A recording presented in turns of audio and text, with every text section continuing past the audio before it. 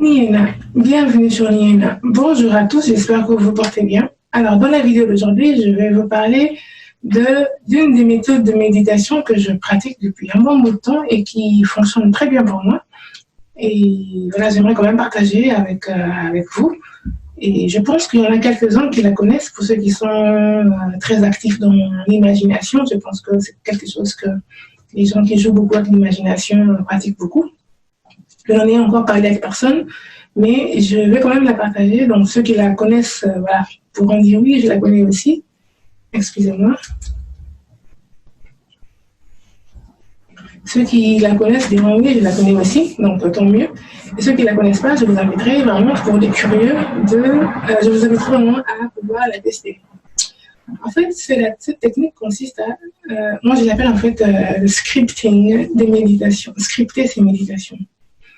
Enfin, scripter, ça ressemble un peu au script des films. Je ne sais pas si vous savez, quand on écrit un film, avant de réaliser un film, on écrit toujours le script du film. En fait, c'est-à-dire que c'est un document dans lequel on décrit les scénarios du film que l'on va tourner.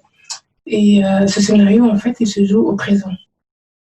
Donc, c'est un peu ça. Ce qu'il s'agit, en fait, d'écrire le scénario de la chose que vous voulez atteindre, la chose que je veux atteindre. Et j'écris ce scénario au présent. Donc, le scripting, en fait, c'est j'écris mon histoire sur un sujet bien précis et je l'écris au présent. Et qu'est-ce que je fais, en fait? Comment ça se passe? Supposons que je veuille devenir, par exemple, un top modèle. C'est vrai que c'est pas quelque chose qui m'a déjà traversé l'esprit. C'est un exemple que je prends au hasard. Je veux devenir top modèle. Et alors, je veux aller scripter le scénario en fait de ma vie en tant que top modèle. Alors, je vais écrire ce scénario, en fait, ce script au présent. Je vais écrire, par exemple, Nina est un top modèle de 1m82, elle vit à Paris, à Lausanne, tout ce que vous voulez, dans une maison, je sais pas comment, avec vue sur mer, par exemple. C'est des exemples. Nina fait tous les matins son yoga donc bref, je vais écrire vraiment des trucs vraiment suffisamment précis, pas besoin d'être très précise, mais je vais vraiment rentrer dans les détails les plus banals, les plus faciles, juste pour rentrer dans le film en fait. C'est vraiment, j'écris mon propre film. Nina fait ci, Nina fait ça, Nina fait ci, Nina fait ça, Nina fait ça. Comment dire ça, Nina signe tous les ans autant de contrats avec des agences. Nina crée ces nouvelles lignes de chaussures, Nina crée ces nouvelles lignes de vêtements. Nina crée ci, Nina fait ci, Nina fait ça. Nina a ceci, voilà. J'écris mon propre film. Et donc, je l'écris. Et vous allez voir, en fait, que quand vous écrivez votre propre script, le fait que c'est une histoire que vous aimez vraiment et que qui vous fait même sourire quand vous écrivez, vous allez voir que pendant que vous écrivez, votre taux vibratoire sera en train de monter, d'augmenter. Donc l'intensité, la force avec laquelle vous écrivez ce script est tellement, je sais pas comment dire, tellement puissante que voilà, vous l'écrivez vraiment dans un état de vibration de haute fréquence en fait. Même si vous commencez avec les basses fréquences, le fait que vous pensez seulement à un beau scénario sur vous, automatiquement votre taux vibratoire augmente, se lève. Vous écrivez plus, vous avez presque envie de vous envoler. Parce que vous écrivez quelque chose de tellement beau pour vous et quelque chose qui pour vous est beau en fait pour vous. Alors, qu'est-ce que je fais avec ce script? Une fois le script rédigé, ce que je fais en fait, en général, je le lis pendant un certain nombre de jours pour l'implanter dans mon inconscient, voilà. Et le nombre de jours, vous pouvez choisir vous-même. Et pour certains scripts, je choisis par exemple 21 jours pour vraiment l'implanter, pour vraiment le permettre d'être là. Et pour d'autres, je les lis tous les jours. Et pour d'autres, en fait, voilà. En fait, on va dire soit je garde 21 jours, et après les 21 jours, je ne les lis plus, je sais qu'ils sont implantés. Et d'autres, j'ai juste envie de le relire, voilà, pour me réimprégner, pour me je sais pas quoi. Et donc, voilà. La lecture, des fois, elle peut être embêtante parce qu'on n'a pas toujours envie d'avoir toujours son cahier sur soi pour se mettre à lire, d'accord? Et donc, quand on est à la maison, c'est plus facile de prendre son cahier, de lire son propre script. Et quand vous lisez ce script, vous voyez vraiment votre propre... Et si même vous êtes triste, un jour, vous reprenez ce cahier, vous relisez ce script va relever votre taux vibratoire parce que vous allez ressentir la force, l'amour et l'énergie avec laquelle vous avez rédigé ces lignes. Ça peut vous remonter même le moral. Et donc, tous les jours, quand vous relisez, en fait, ça va vous redonner la force, vous donner vie, vous créez vraiment quelque chose. Alors, comme je disais, lire, des fois, ça peut être embêtant parce que voilà, on n'a pas tout le temps envie de garder son cahier sur soi. Et donc, ce que je fais aussi des fois, c'est qu'une fois, après avoir rédigé mon script, ce que je fais, je vais enregistrer la version audio de mon script. Donc, je l'ai rédigé. Ensuite, je vais enregistrer ma voix en train de lire mon propre scénario.